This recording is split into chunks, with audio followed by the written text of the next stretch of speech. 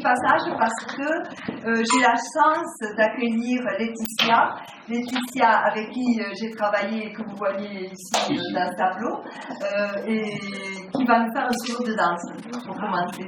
Donc si vous pouvez lui frayer un petit passage, ça sera avec plaisir. Et après c'est elle qui se le crée. Je sais pas le son. Je sais rien.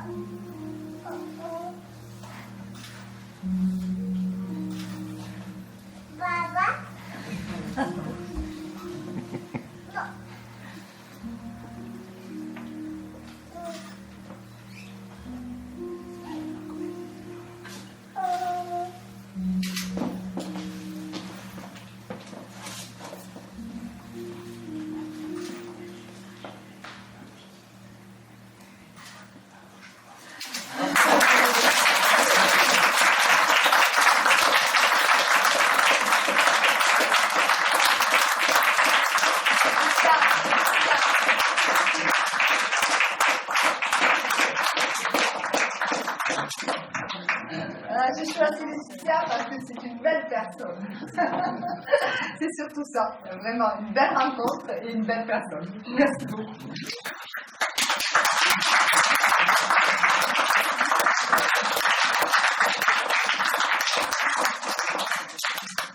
Bon, on va commencer parce que ça va être bien. Alors on va continuer par présenter J'ai peut-être, voilà, alors on continue. La vérité, je ne vais pas pleurer. Non. Elle est déjà même? Bien sûr. Alors voilà. Je voulais donc vous présenter J. J, c'est le compagnon de ma fille. Je ne travaille pas en secret, j'espère. C'est quand même. Mais pour autant, comme dans la famille, on ne fait pas les choses à moitié. C'est mon partenaire, donc J est mon partenaire artistique depuis peu de temps. Et grâce à lui, je dois dire que je prends un chemin nouveau. Et c'est un artiste, comme vous le voyez, puisqu'il me fait donc, dans cette salle, vous avez la plus grande partie qui sont des encadrements qui sont de lui. Ce sont de véritables créations. C'est un artiste, pourquoi? Parce que d'abord, il écrit, il dessine, et puis il touche à tous les matériaux. Et ce qu'il crée est vraiment magnifique. Donc c'est un plus pour moi dans la création. Il m'a permis à la fois, parce que je sais pas, j'ai du mal à travailler toute seule, je n'aime pas la solitude, j'aime beaucoup les projets à deux ou à plusieurs, donc il m'a permis de prendre un autre chemin aussi dans mon travail, de donner cette note tout à fait moderne, contemporaine à ma formation qui elle est classique quand même. Donc je pense qu'on forme un bon duo qui j'espère va durer. Oui. Il a tout dit. Il a tout dit. Un petit mot peut-être. Un petit mot, après ça déjà ça fait plaisir. C'est beaucoup d'honneur d'être là ce soir.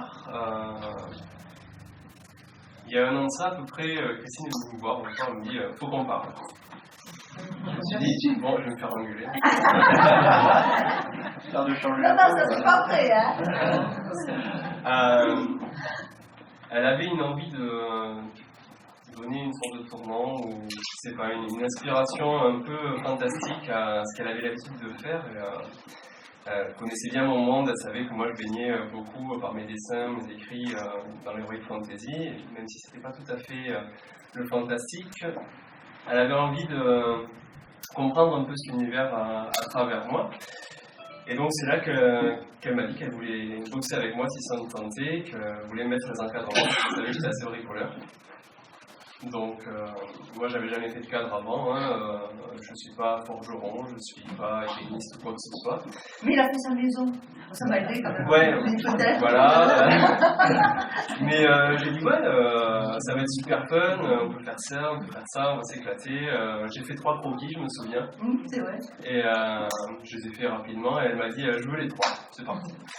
Donc voilà, ça a commencé comme ça et c'était il n'y a pas si longtemps que ça, on a fait un petit peu de chemin depuis. Franchement je m'éclate. D'ailleurs on s'éclate parce que c'est beaucoup d'échanges, on se comprend très bien. Ça me sort un petit peu de mon univers, ce que je fais vraiment pour moi et mes créations artistiques qui sont très chronophages. Du coup ça me permet un peu de faire autre chose. Travailler des matériaux que j'aurais pas forcément l'habitude de travailler si elle n'était pas là, si elle ne me demandait pas ça. Ouais, vraiment, voilà, on s'amuse beaucoup, il y a beaucoup d'échanges, elle me laisse beaucoup de liberté sur ce que je veux faire. Des fois, elle me dit c'est trop chargé, je fais mais non, c'est super, finalement. En fait, c'est quand même pas lui qui les porte, hein. On peut se poser, je vous assure, c'est pas simple.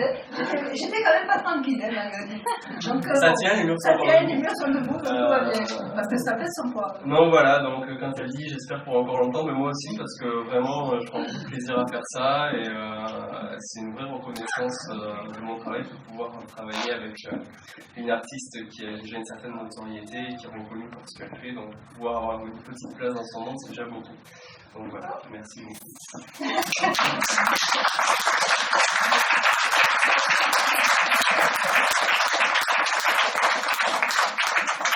Bon, et comme d'habitude, je présente les autres artistes, c'était quand même difficile de dire un mot sur moi. Donc, écoutez, ma fille, elle est prof de lettres, les mots, elle connaît, donc voilà, c'est pour ça que j'ai dit, c'est toi. C'est bien, ça fait Finalement, c'est quand même elle, le critique le plus sévère que j'ai, et c'est quand même elle qui nous connaît le mieux. Donc, vous pouvez me remercier.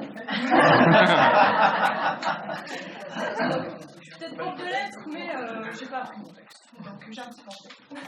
Alors, bonjour à tous déjà.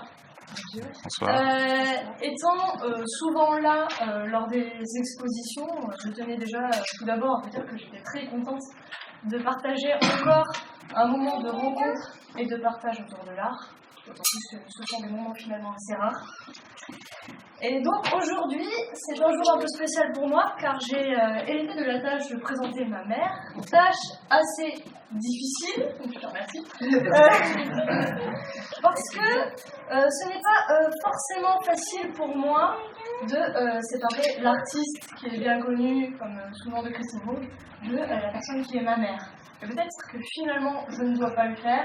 Quand on connaît ma mère, on sait très bien que l'artiste et la personne sont intimement liés.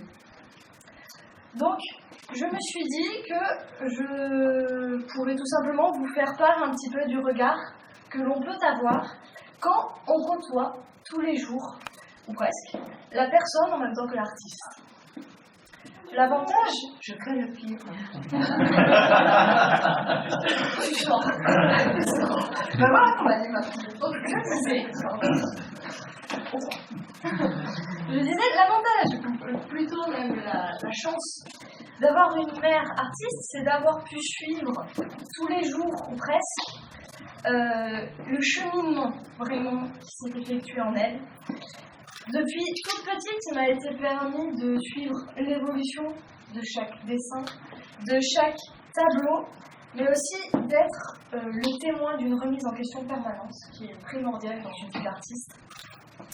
Une progression donc qui s'est inscrite pendant des années.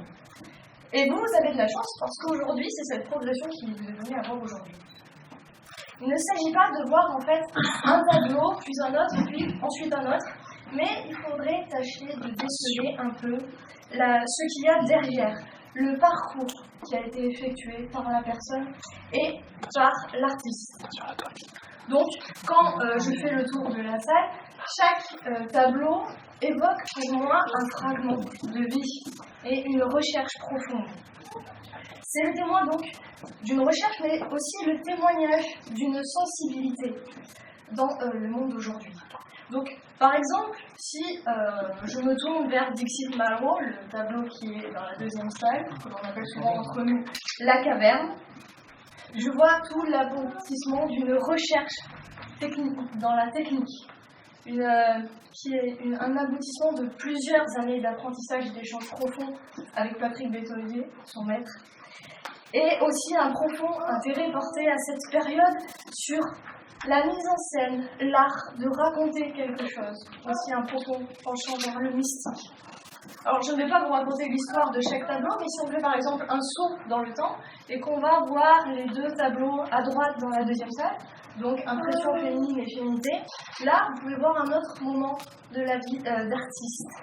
C'est-à-dire que vous verrez des tableaux un peu plus formalistes, j'entends là des tableaux plus portés sur le jeu de la forme, de la transparence, mais aussi plus poétiques et issus d'une période moins sombre aussi, il faut dire ce qu'il est.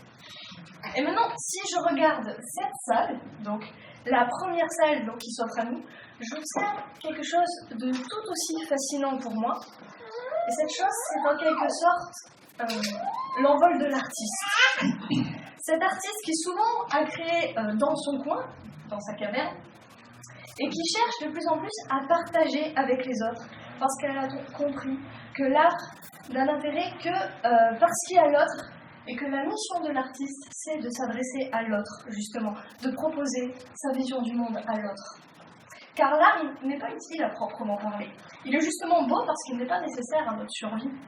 Nous sommes tous plus ou moins absorbés dans notre vie, et finalement, la mission de l'artiste, c'est de nous dire « attends et regarde » ou « attends et écoute ».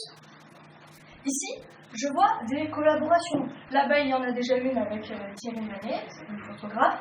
Ici, nous avons eu une collaboration avec la danseuse Laetitia. Là, avec donc l'artiste J, que je connais un petit peu. Un petit peu. Donc, je vois la mise en place d'un dialogue, d'un art vivant. Et vous avez pleinement votre place dans cette salle. Parce que ces tableaux créés par ma mère et avec la participation donc d'autres artistes et donc d'autres sensibilités, ils s'adressent à vous. Je pense qu'il n'est pas inutile de rappeler cette évidence. Les œuvres sont faites pour être regardées. Elles sont comme une porte ouverte vers un ailleurs.